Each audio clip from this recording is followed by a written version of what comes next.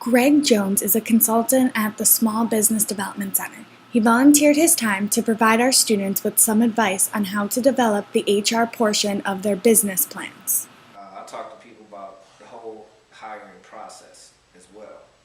I know a couple of them may have been in the HR trainings that they had going on, but talking about how do you find quality people, what do you need to look out for, what you can ask, not ask, background checks, all that great stuff.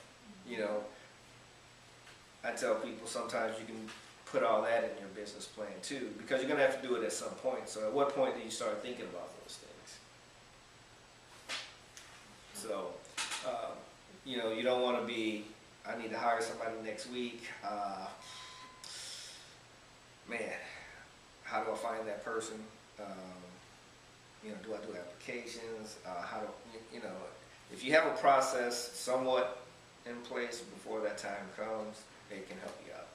So, I recommend to people, if you know your business model, at some point you're going to need employees, or you're going to need certain people to do certain things, start putting things together at some point.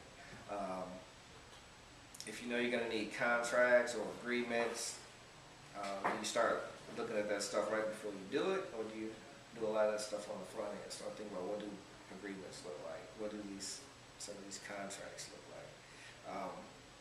If you're doing quotes, if you're in a business where you have to do quotes or put together bids, doing a lot of that on the front end as far as having a piece of what that looks like. So the management section of the business plan, though, is really you just talking about who's involved in the business. Just going to talk about who the owners are, what percentage they own, the position that they hold, who has decision-making power, essentially. So who's in control of the business?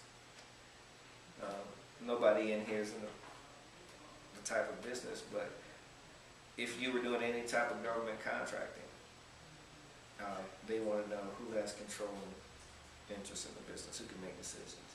If you were doing some type of certification, say you want your business certified as a woman-owned business. To be able to do that, you have to own 51% of the business. Things like that, they're going to look at.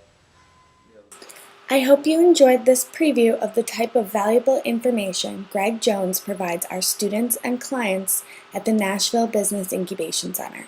To find out more information about the NBIC, please check out our website at nbiconline.com and connect with us on Facebook and LinkedIn.